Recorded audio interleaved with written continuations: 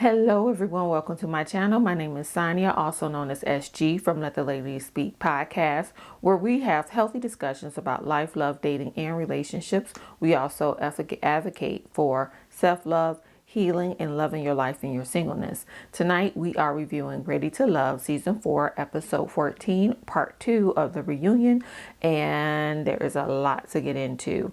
But first and foremost, I want to thank you so much for coming back to my channel. Thank you for your support. Thank you guys who are new subscribers. Thank you for subscribing.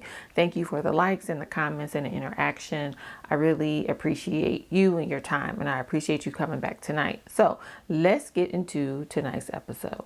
So we start off where we left off, which is where, Tommy asked Kyra what's her decision on AJ. And of course, she just chose not to move forward with AJ. She just said there's been too many hits and there's no moving forward, which, I've said a lot about Kyra in my other reviews and what I felt about her confusion.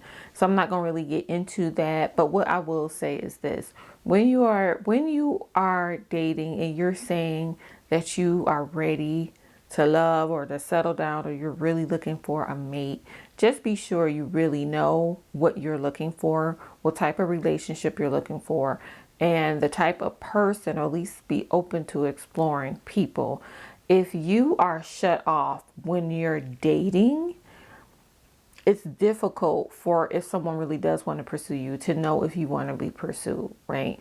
And if you're not in a place where you feel like you can have a healthy relationship, you make it difficult for someone to pursue you. And I think that's where things kind of went wrong between Kyra and Jason, but we'll get into that later. But men need direction, not necessarily directive. So they don't need to be told what to do if he's pursuing you, but he needs direction. You have to let a person know what you're looking for, what you want, what is acceptable, and be ready to receive those things. No one can follow you in your confusion. They can be confused with you, right? But no one can follow you in your confusion. And by no means am I blaming Kyra, because I think sometimes people feel that way. I'm not blaming Kyra, but there is a part accountability that she has to take. No man can follow you or pursue you, I should say, if you're not showing that that's where you really truly are, and they have no direction as to what you want. AJ himself is confused, but he was willing to take a chance. But again, there was no solid ground. So that's all I have to say about that. So next up, we have Andrea and Touchy Troy. They talk to Touchy Troy. They revisit him kissing everybody and just not respecting boundaries. Here's the thing. A lot of people, I've watched a few reviews that I've been able to get to. I can't wait to catch up. But some people don't see what's wrong with what Troy is doing. For me, it's a huge issue. I talked about it in my reviews early on, that he doesn't understand boundaries, and he doesn't understand that it is not okay to invade someone's space, and he doesn't understand how to read the room or read the energy of a person, and to know that he's made them uncomfortable, right?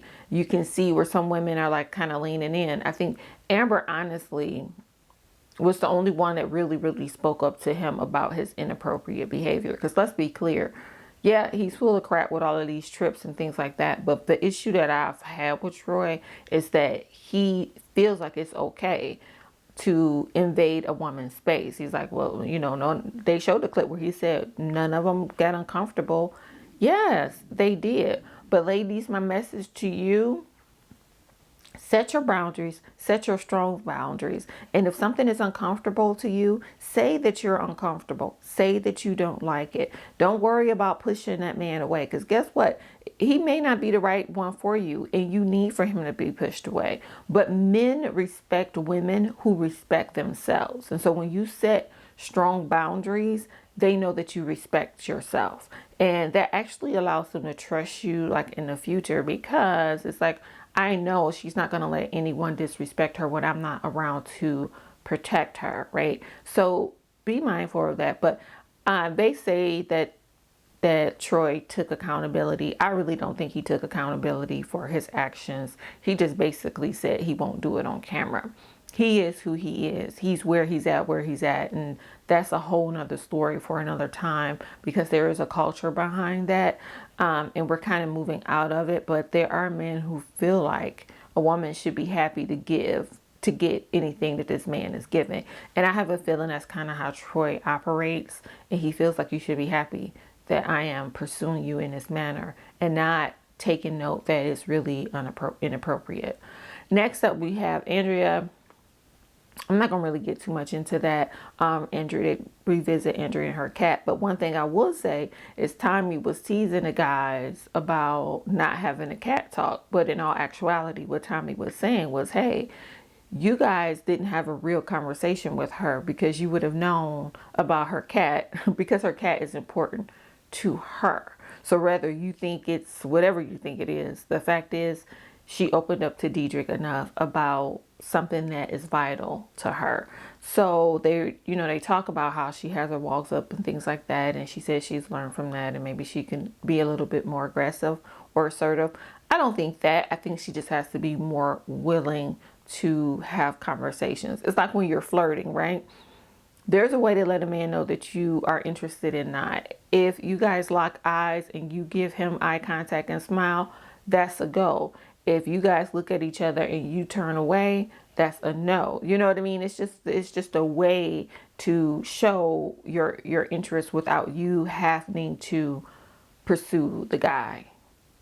Okay, so that was part one. Now let's get to the woo child.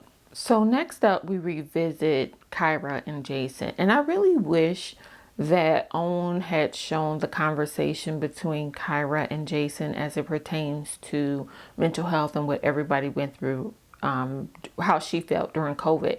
And what a lot of us were experiencing. There were a lot of people who didn't do well with being isolated from people or being home with individuals they weren't too happy with. Actually, the reason I started my podcast, well, there were many reasons, but the true catalyst was the moment I said, okay, I'm going to do it.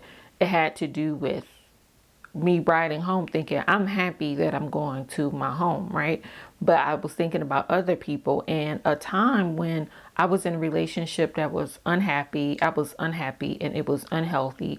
And if COVID happened during that time, I would have been miserable. And I just kind of wanted to speak to that. So I entitled it Creating a Safe Space for Your Mate, because, everybody wants to come home to a safe space. Anyway, this is not about me and my podcast. So they get into that, and I wish they had explored that more so we could see that other side of Kyra a little bit more.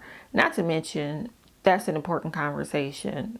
So what we got to see is the fact that Kyra was alarmed by Jason's mental health past and his struggles with depression, versus them having a conversation and her thanking him for opening up, which that always sets a great foundation for further communication and for people who have their walls up to let their walls down. So I do wish they had shown that on the show.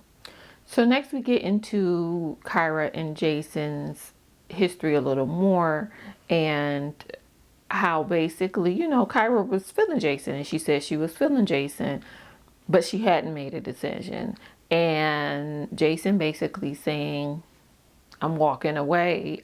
Listen, you're up in the air. I need to know what to do, because guess what?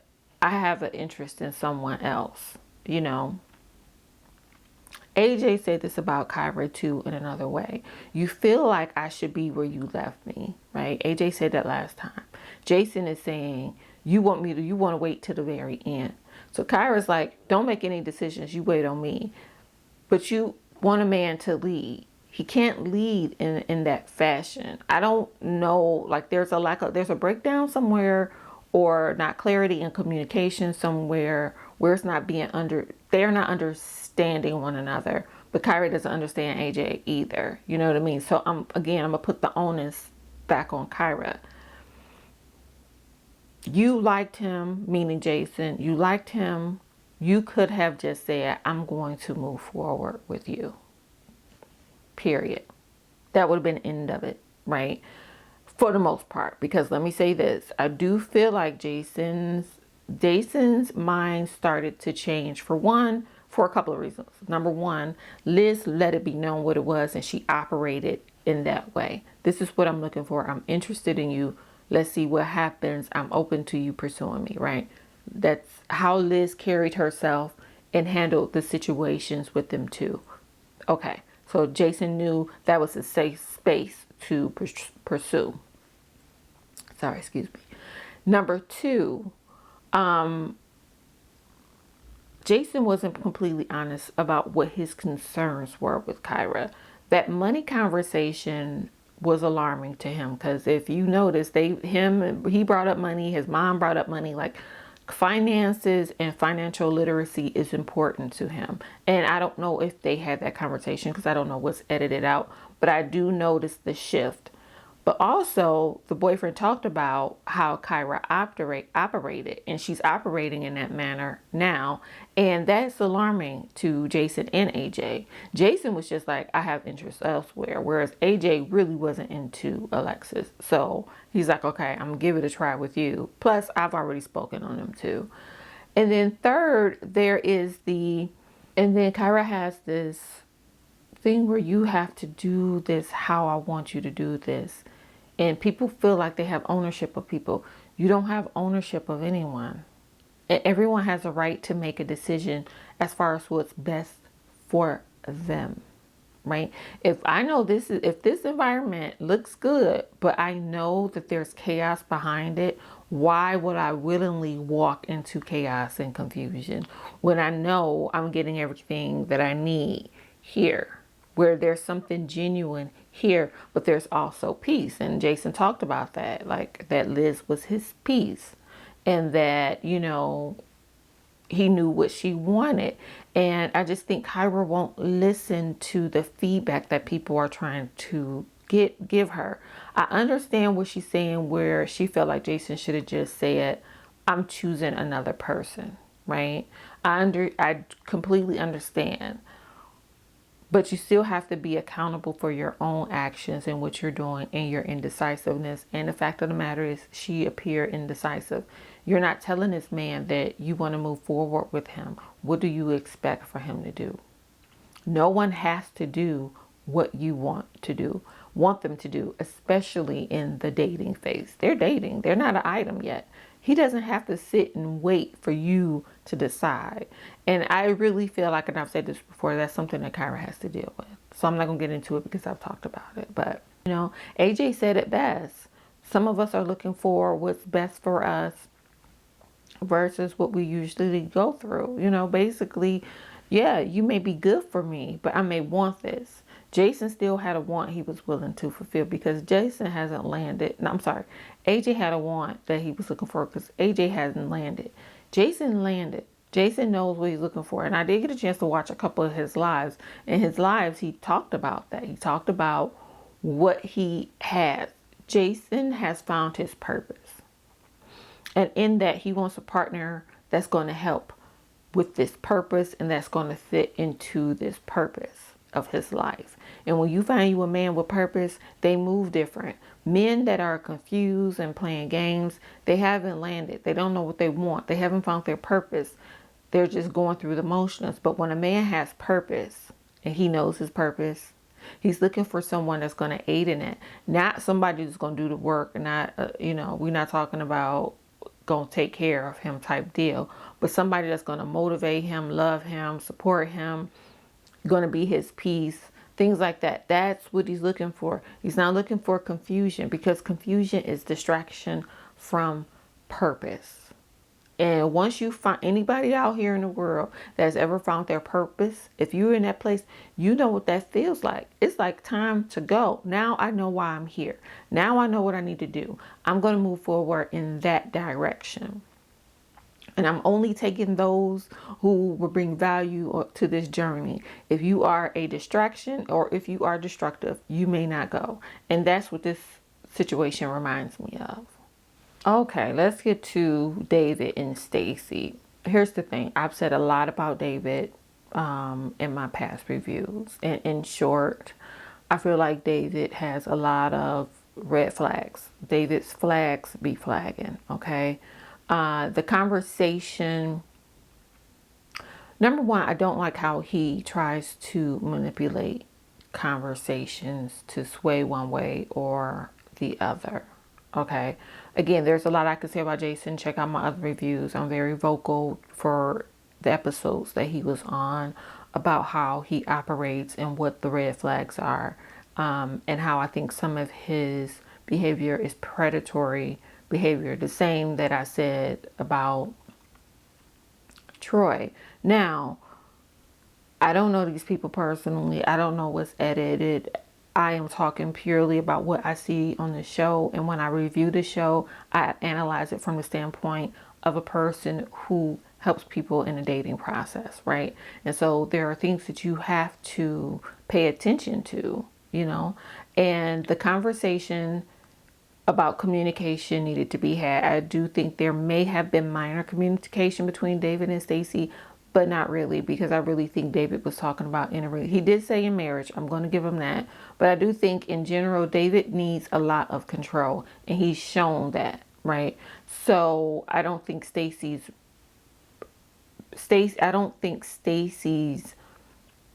alarm was false. Okay, I think her intuition was spot on. As over time we saw with David. But I do believe it's very important to have a clear conversation with a person you're dating or your partner or anybody that you're dealing with. Like, let's have a clear conversation about what it is. And for that, you have to really listen to what a person says. You can't, and I talk about this, don't listen to react. Listen to really to understand. And if you need clarification, clarify. One thing I'll give Jason credit for, AJ credit for, is AJ would ask clarifying questions. When Liz said that she was celibate and what all of that meant, AJ was like, okay, let's talk about this more. And he asked questions to clarify so that he can answer according to the true question and not just his interpretation. And I think that is kind of what happens a lot with couples, and what happened between Stacy and Jason.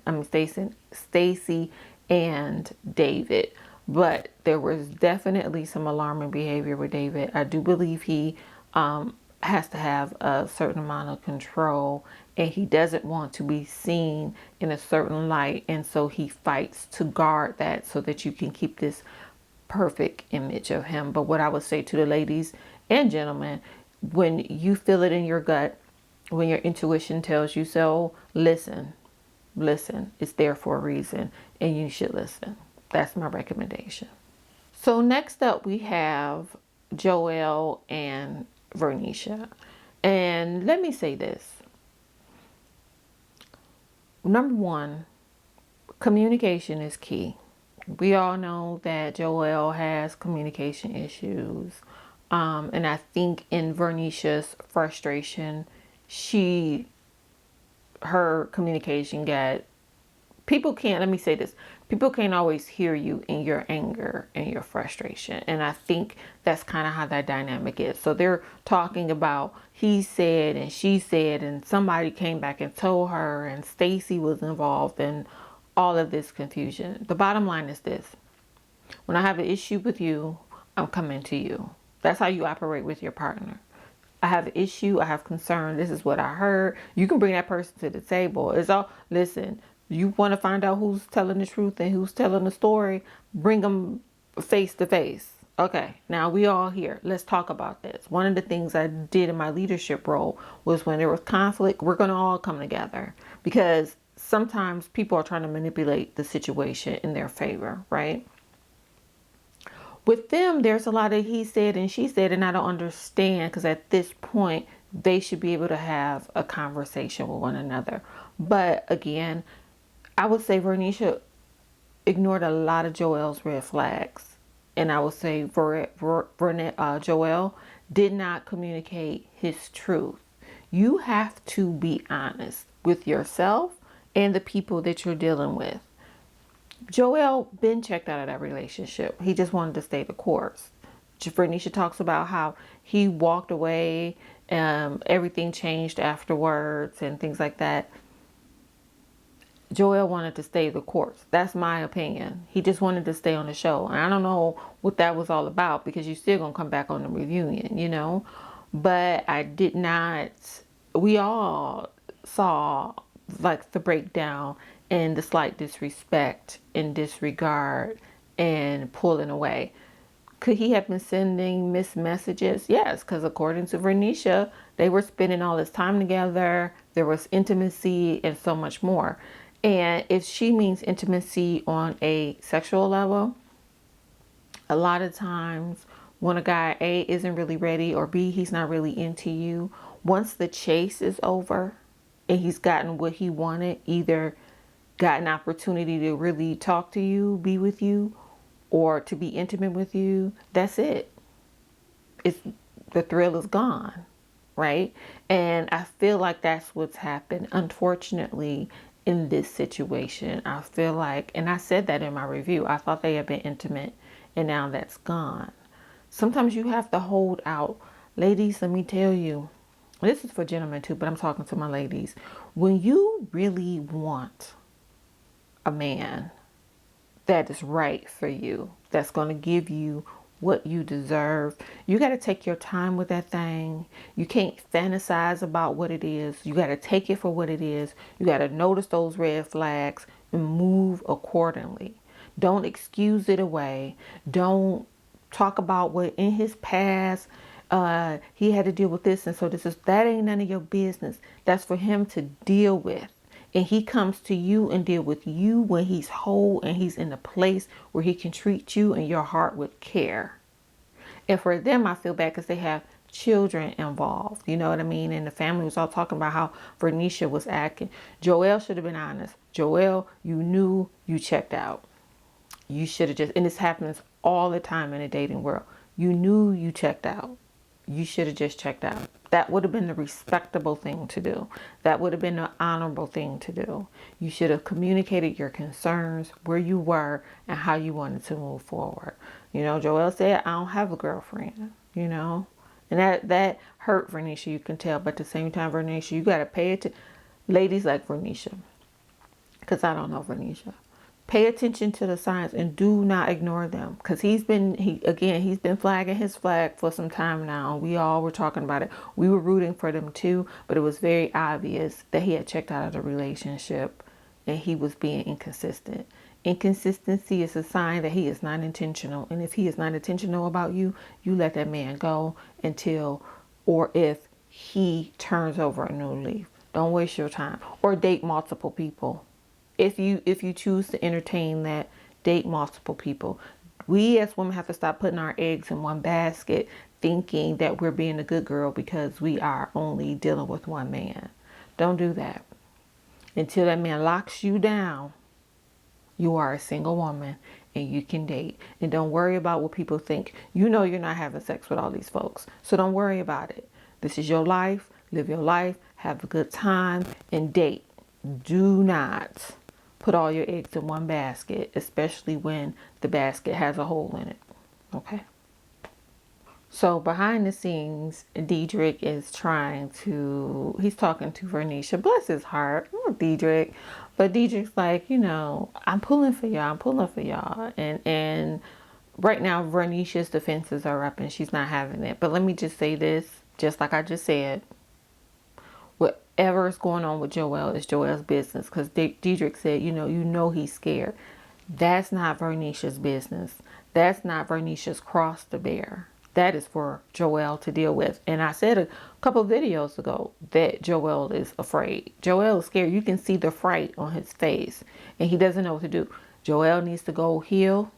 He needs to properly grieve. He needs to decide exactly what it is that he wants, and then come back out into this dating world where he's telling people he's really pursuing them. He's not there yet.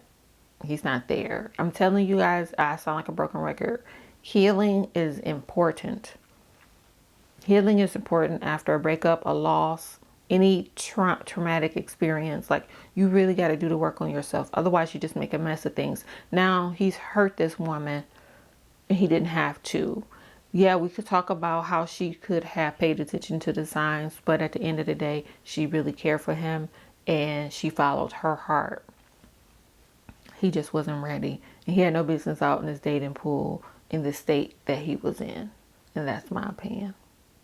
Okay, so next up, we're talking about David and Liz. They're on the hot seat and they revisit, the situation where David basically tried to, in my opinion, embarrass Liz by, making the statement, did you and Jason kiss again?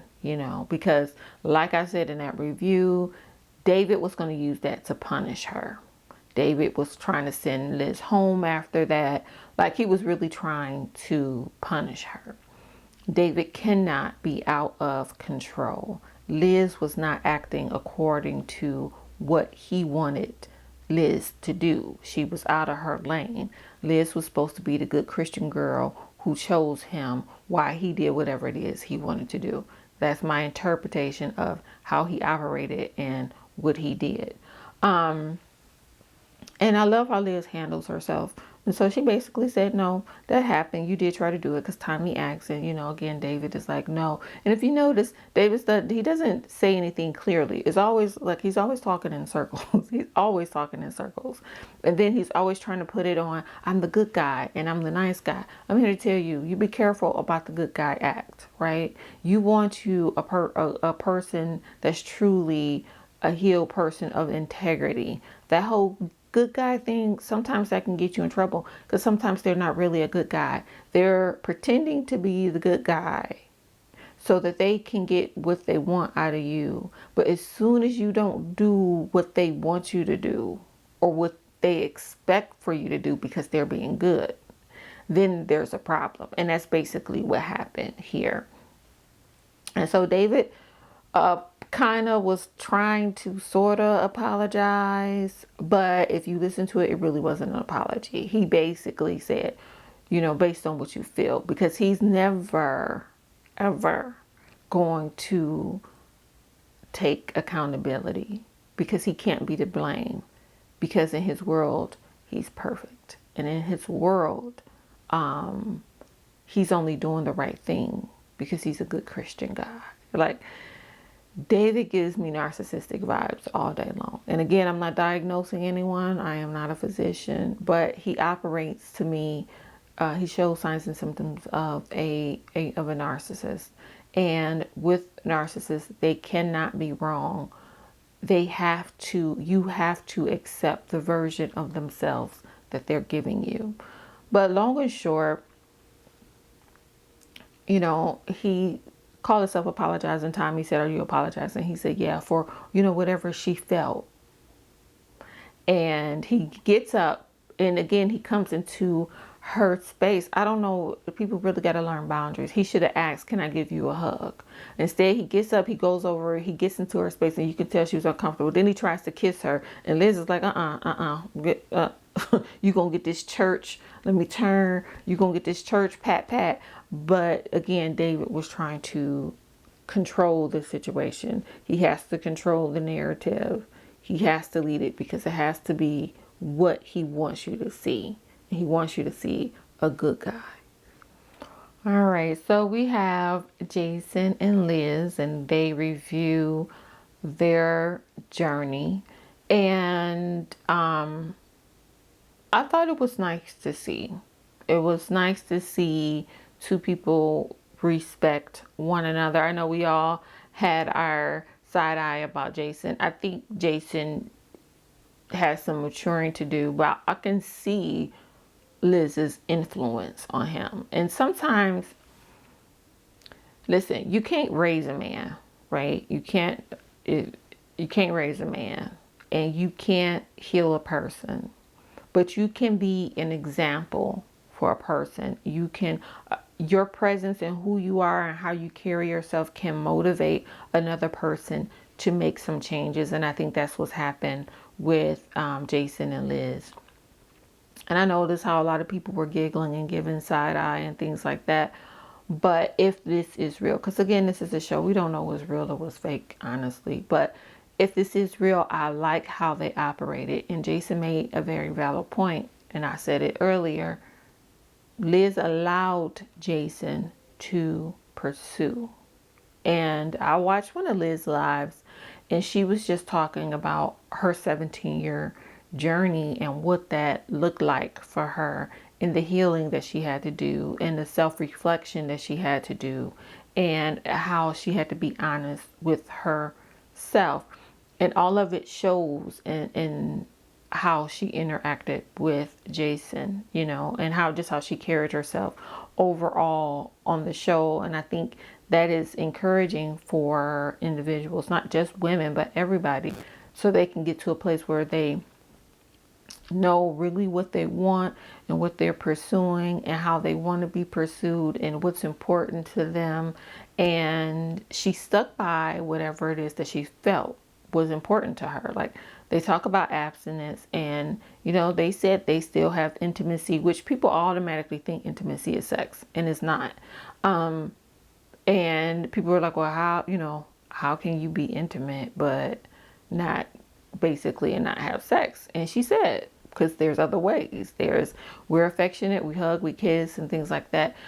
And two, the highest level of intimacy, in my opinion, this is my opinion, is when someone can open up and share their heart with you. When you can get the rawest form of them, right?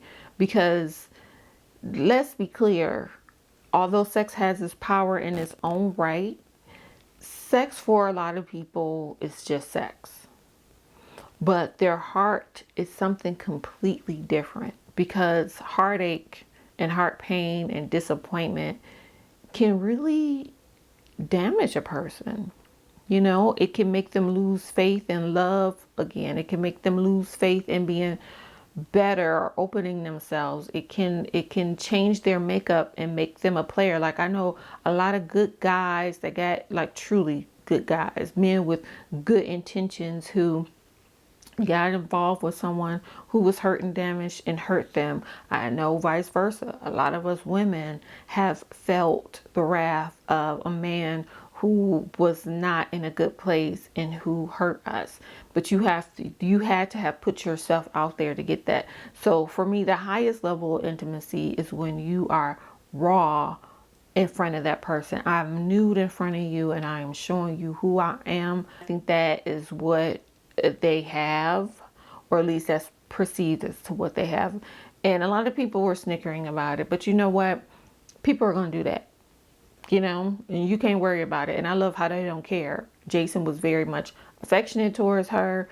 He made sure he protected her in these moments that were odd, and she was safe, as she has been throughout. She has been safe and secure throughout the whole thing, right? Liz didn't budge on a couple occasions, right? So it's because she has a level of security. All about how you do it and how you carry and relate to someone with love and care, and most of all, respect. Respect is a big thing. If you respect a person, and he truly respects her, if you respect a person, there's a way you will handle them. And I think he's done a very good job of doing that, and I think she's done a very good job as well. So Tommy asked a few people, where are you? What are you going to do? David is dating, he said, and is new, but he wants to get remarried.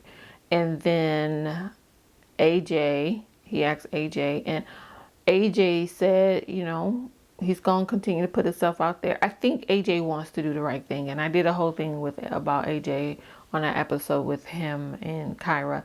I think AJ will be fine. He just has to do the work.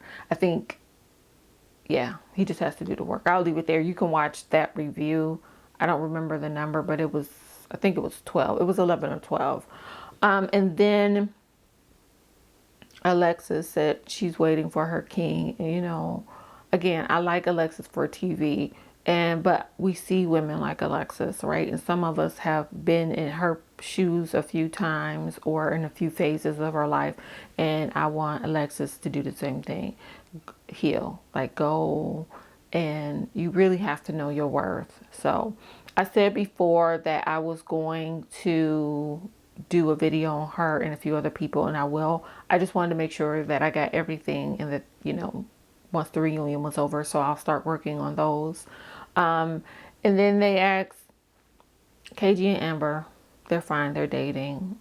I went back to Liz and Jason, and they're in a good place, and, you know, yes, they're dating, they're exclusive, he doesn't want anybody else, and they are moving forward. Liz didn't say anything, she just smiled like, mm-hmm. So they're working on it, they're still getting, they're very much in a honeymoon phase.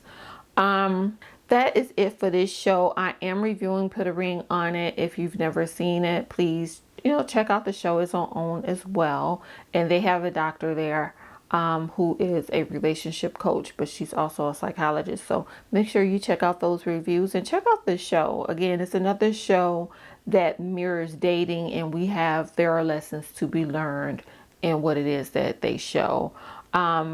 I'll get those other videos out. I'll start working on those this week. So next week I should start having those out. I'm going to start with Alexis. And then that's pretty much it. Again, I want to thank the cast of Ready to Love, although they probably never see my video, but I want to thank them anyway, just because it takes a lot to put yourself out there, right? And whether this is entertainment purposes or not, a lot of people can't tell the difference, and you have to deal with a lot when you put yourself on a platform like this. So thank you for sharing yourselves with the world and giving us commentary and content to address. There's always lessons to learn. Know what you want. Be accountable for your own behavior. Communicate well and often with people so that the lines of communication are open and clear. And your wants, needs, and desires are clear. Be true to who you are. Love yourself first and foremost. And treat yourself with honor and respect. Treat yourself with the honor and respect you want other people to treat you with, because they'll know how to teach you. You always teach people how to treat you good, better, and different. I want to thank you so much. My link for my podcast is below. If you ever want to check out my podcast, Let the Lady Speak, I will greatly appreciate that. I appreciate your time and stopping by. Love you for who you are. Thank you for letting me speak. Oh, don't forget to like, share, and subscribe if you enjoy the content and if you want more. Take care. Bye-bye.